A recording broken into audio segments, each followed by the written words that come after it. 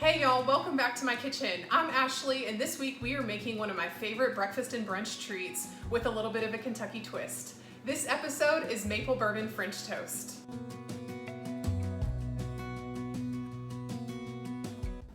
French toast is bread that is soaked in a milk-egg mixture and then pan-fried, and it's been around for quite a while, over 300 years. I love this recipe because it's really versatile and you can experiment with a lot of different flavors. In today's episode, we're doing maple syrup and bourbon. Let's get started with making our egg milk mixture. First, we'll add in 2/3 cup of half and half. Now, I like a rich French toast because if you're gonna do it, go big or go home. So I like to use half and half, but you can of course use whole milk if you'd like. And then we'll add 4 eggs. And we'll give this a whisk to fully combine the 2 ingredients together.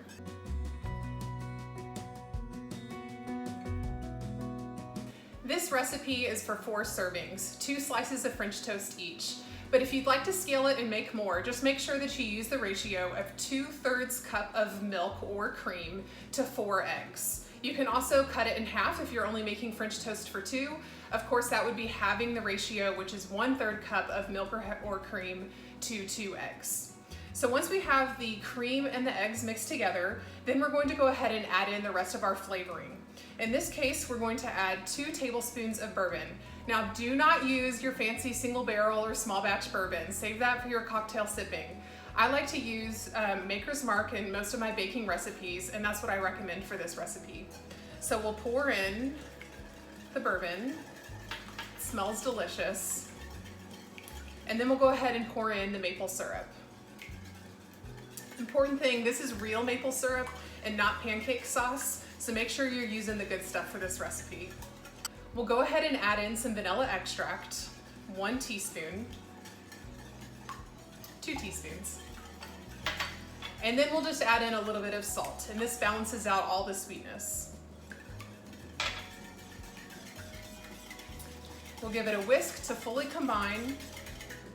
And now we have our egg and milk mixture.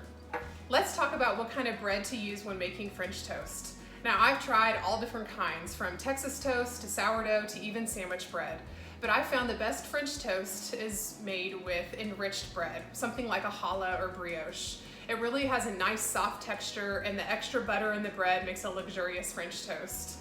I also like to bake at home, so I make a Japanese milk bread whenever I'm making French toast at home. And if you're interested in watching me make that, let me know in the comments and we're happy to make an episode in the future. Now, I've taken the bread and cut it into 1-inch thick slices. A couple of things to note when making French toast with this type of bread. 1, do not use fresh made bread. It still has a lot of moisture from the baking process, so it's usually best to use bread that's been around for a day to even 3 or 4 days, so it starts to dry out a little bit and leaves a little bit more room to absorb the egg and milk mixture. Another thing to remember is not to cut your bread more than 1 inch thick. It makes too big of a thick slice of French toast, so there's a lot of egg and milk mixture in the center when it's absorbed, and it really doesn't cook when the rest of the bread cooks, so you're kind of left with a soggy inside of your French toast. So just leave it at 1 inch thick and make sure that you're using bread that's at least 1 to 3 to 4 days old. We have our egg and milk mixture that we've placed into a 9 by 13 inch pan, and we're going to lay down 4 slices at a time. Each slice will soak for 2 to 3 minutes per side. That'll give enough time for all of the egg and milk to absorb into the bread properly. So we'll let this rest on the first side for 2 to 3 minutes, and then we'll flip it over. In the meantime, let's go ahead and preheat our oven to 375 degrees, and then go ahead and heat up our griddle or any kind of pan that you're using to medium-high heat over a burner. You can use several different types of pans when making French toast. I like to use my Scan Pan griddle, and I'll link a link to Amazon in the comments below so you can pick one up of your own.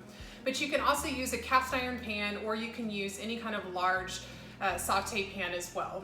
I like the griddle because you can fit about 4 different pieces on the pan all at the same time. So while this is heating and while the French toast is soaking, I'm going to go ahead and add 2 tablespoons of unsalted butter to the pan. And that's going to be what we pan fry our French toast slices in. I use unsalted butter so I can control the salt content in my dish, and since we already added a little bit of salt into the egg and milk mixture, then I didn't want to add any more to the pan as they cook.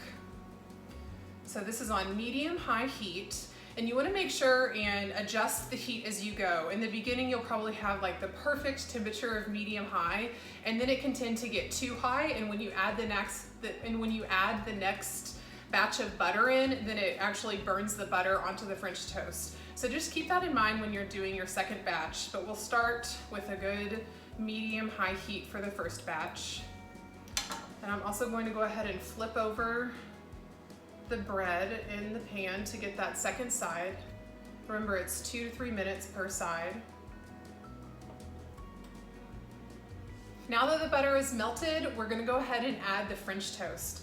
So I like to just make sure that the egg milk mixture drips off a little bit before putting it into the pan. This keeps it from having an eggy edge. So we'll just make sure that it drips off a little bit, and then we'll lay it on our pan that's at medium-high heat.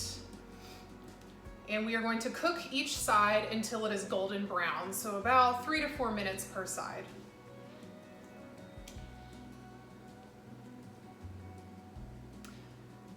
And while this batch is cooking, we will go ahead and add the next round of bread to the egg milk mixture.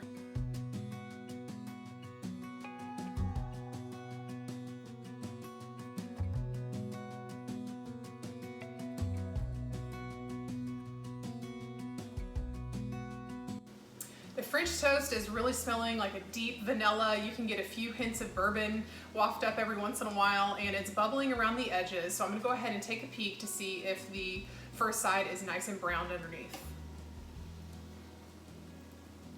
All right, we'll leave it on for about 1 minute more. It's almost there. It smells so good. So we'll pan fry them on the griddle, and then we'll put them into the oven at the end just to cook for about 5 more minutes, really to make sure that that inside milk and egg mixture is fully cooked in the French toast. Let's give them a flip. You can see they're nice and golden brown. We'll do this for the same side.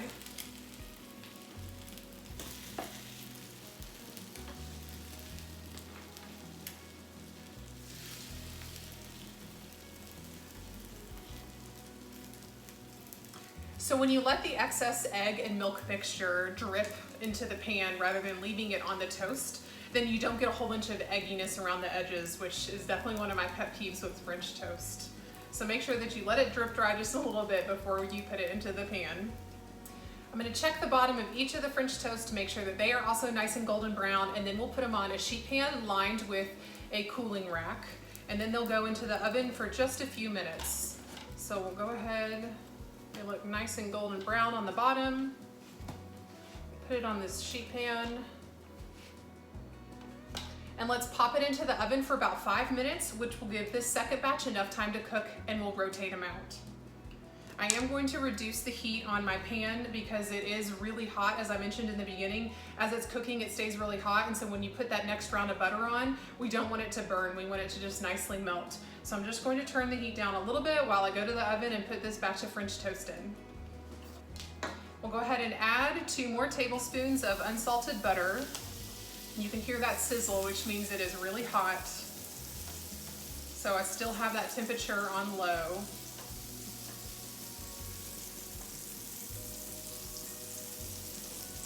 Once this melts down and stops sizzling, then we'll go ahead and add in the rest of our French toast pieces. All right, we'll lay them in one by one. And you can see there's actually not any custard left, which means it was the perfect amount for these slices of French toast. I call it a custard. It's an egg and milk mixture. Probably technically not a custard, but that's what it reminds me most when it's in the French toast and it's nice and creamy and delicious. All right, those will go for about 3 to 4 minutes on each side. The first batch of French toast is out of the oven, which is perfect timing because this batch is getting ready to go in. We'll go ahead and take these off. Switch to my better hand for scooping these off. They smell so delicious.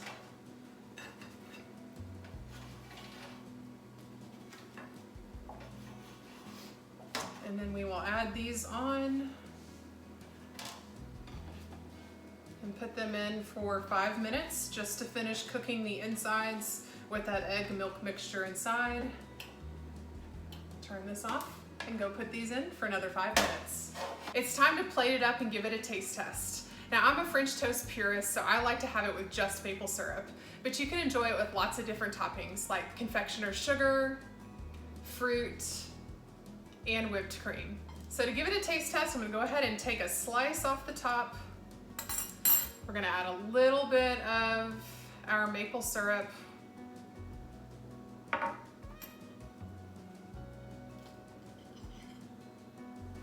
You can kind of hear the little bit of the crispiness and the edge from the pan frying in butter.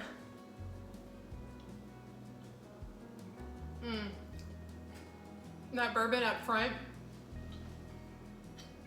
it's right up front and then it goes away, so it's not an overpowering bourbon taste.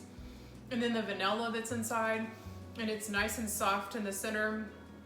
I love French toast. Thanks for joining me in my kitchen today as we made one of my favorite breakfast and brunch treats, maple bourbon French toast. If you liked today's episode, please give it a thumbs up and subscribe to our channel. We post new content every week.